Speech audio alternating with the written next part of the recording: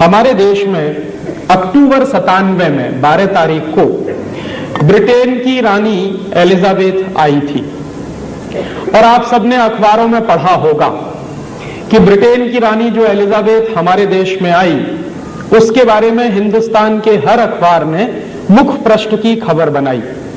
भारत सरकार की तरफ से भी काफी प्रचार किया गया और लगभग एक सप्ताह तक हिंदुस्तान सरकार के दूरदर्शन और आकाशवाणी पर सिर्फ रानी एलिजाबेथ की खबर ही महत्वपूर्ण खबर मानी जाती थी।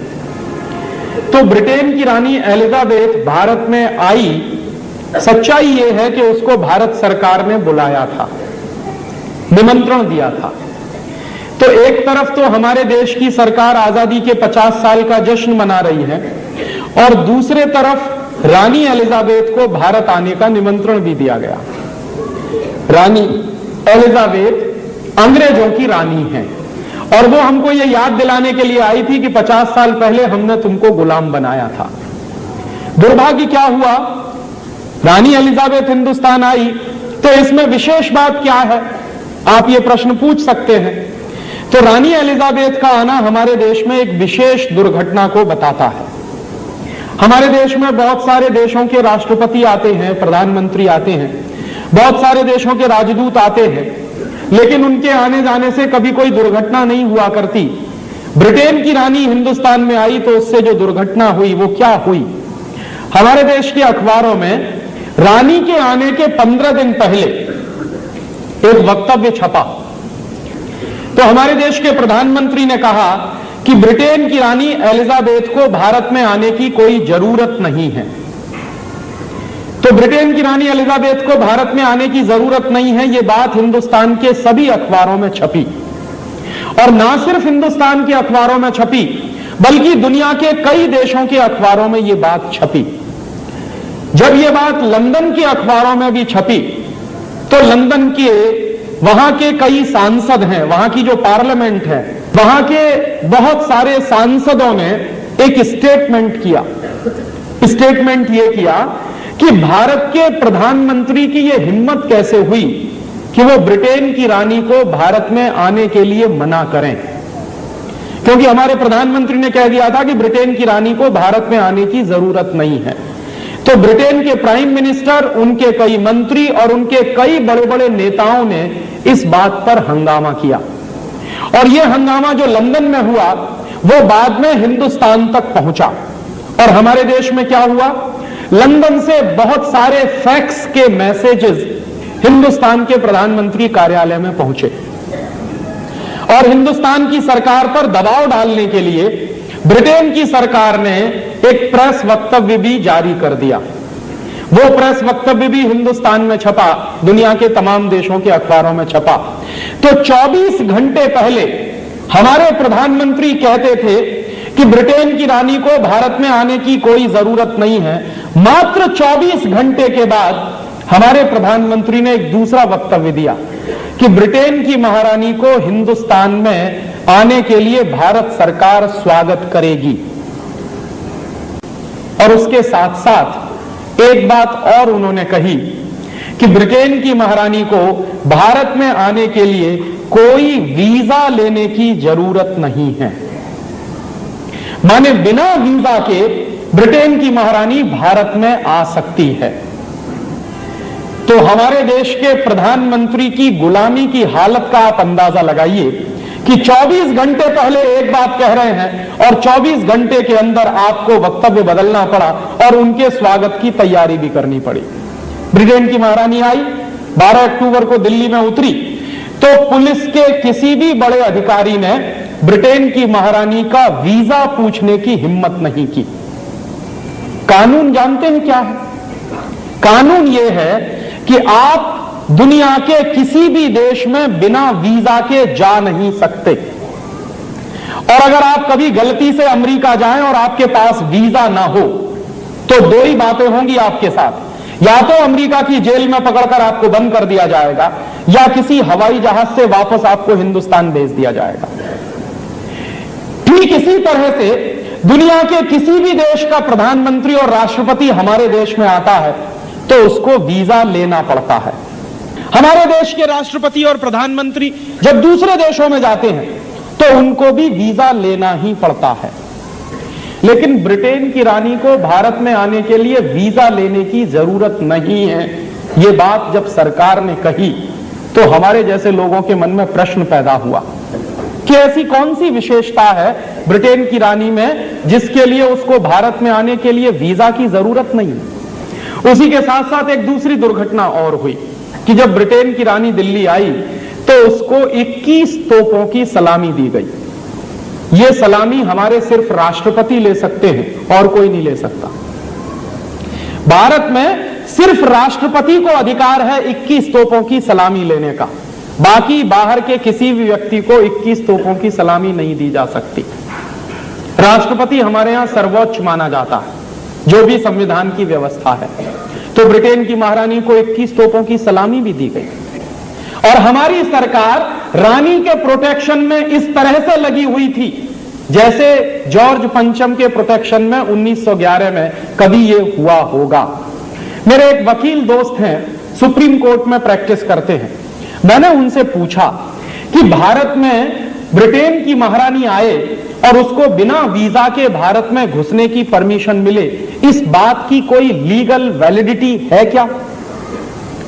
तो उस वकील ने मुझे कहा कि हां राजीव भाई, इस बात की पूरी लीगल वैलिडिटी है कि ब्रिटेन की रानी को भारत में आने के लिए वीजा लेने की जरूरत नहीं है। तो मैंने उन वकील से कहा कि यह सिर्फ एक स्थिति में होता, ऐसी लीगल वैलिडिटी एक ही स्थिति में होती है।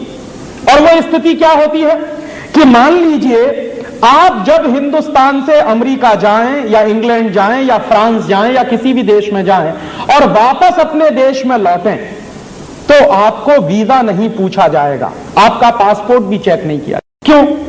क्योंकि आप अपने ही देश में वापस लौट रहे हैं। तो आप जिस देश के नागरिक हैं उसी देश में जब आप वापस लौटते हैं तो आपको ना तो वीजा पूछा जाता है ना पासपोर्ट पूछा जाता है। तो मैंने मेरे वकील दोस्त से कहा कि ब्रिटेन की रानी को अगर वीजा नहीं पूछा गया, पासपोर्ट नहीं पूछा गया, तो मैं ये मानूं क्या कि ब्रिटेन की महारानी हिंदुस्तान की नागरिक है? तो उन्होंने कहा कि हां ऐसा है। तो मेरे तो होश उड़ गए। मैंने कहा आप क्या कह रहे हैं? उन्होंने कहा मैं बिल्कुल ठीक कह रहा हूं। तो मैंने कहा कि अगर ब्रिटेन की महारानी हिंदुस्तान की नागरिक है और इस बात की लीगल वैलिडिटी है तो हमारी आजादी का मतलब क्या है? एक तरफ हम कहते हैं आजादी के 50 साल, एक तरफ हम कहते हैं भारत की स्वर्ण जयंती आजादी की, और दूसरी तरफ ब्रिटेन की महारानी हिंदुस्तान की अगर नागरिक है तो इस आजादी का मतलब क्या है? तो उन्होंने कहा कि तुम लोगों को शायद मालूम नहीं है कि हमें आजादी नहीं मिल पाई है अभी तक। तो मैंने कहा कि आप क्या कह रहे हैं? तो उन्होंने कहा कि मैं सच कह रहा हूं, एक कानून है, उसको अगर तुम पढ़ोगे तो तुमको समझ में आएगा कि भारत अभी तक आजाद नहीं हुआ है। तो मैंने कहा वो कौन सा कानून है? तब उन्होंने मुझे बताया कि 1947 के साल में एक कानून बना था जिसका नाम है इंडियन इंडिपेंडेंस एक्ट, और यह कानून बना था 4 जुलाई 1947 को, माने 15 अगस्त से लगभग 10-15 दिन पहले। तो यह कानून बना था हमारे देश में आजादी के पहले, और इस कानून का नाम है इंडियन इंडिपेंडेंस एक्ट। उस कानून के आधार पर ब्रिटेन की महारानी अगर हिंदुस्तान में आएगी तो उसको वीजा लेने की जरूरत नहीं है। तो मैंने कहा कि वो कानून आप मुझे दे सकते हैं पढ़ने के लिए? तो उन्होंने कहा मेरे पास तो उसकी कॉपी नहीं है।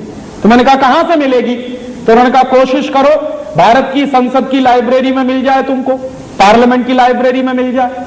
हम लोगों ने बहुत कोशिश की, नहीं मिल पाई। फिर दूसरी एक कोशिश की तो उसमें थोड़ी सफलता मिली। उस कानून की फोटोकॉपी लंदन से आई, लंदन के हाउस ऑफ कॉमन्स की लाइब्रेरी में पड़ी हुई है। तो वहां से वो कॉपी आई और सबसे पहले हम लोगों ने वो कानून को पढ़ने की कोशिश की। तो उसमें लिखा हुआ है, पूरे कानून की बातें 70-80 पन्नों में हैं, लेकिन कानून के प्रियम्बल में बहुत साफ साफ लिखा हुआ है। एक वाक्य लिखा है 4 जुलाई 1947 को पारित हुए इंडियन इंडिपेंडेंस एक्ट में। और यह कानून पारित क्यों किया गया है? भारत की आजादी के लिए यह कानून पारित किया गया ब्रिटेन की पार्लियामेंट में। माने हमको आजादी मिल रही है तो हमारी आजादी का कानून विदेशी संसद में पारित हुआ है। और अगर हमारी आजादी का कानून एक विदेशी संसद ने पारित किया है तो वो विदेशी संसद अगर उस कानून को वापस ले ले तो हमारी आजादी का क्या होगा?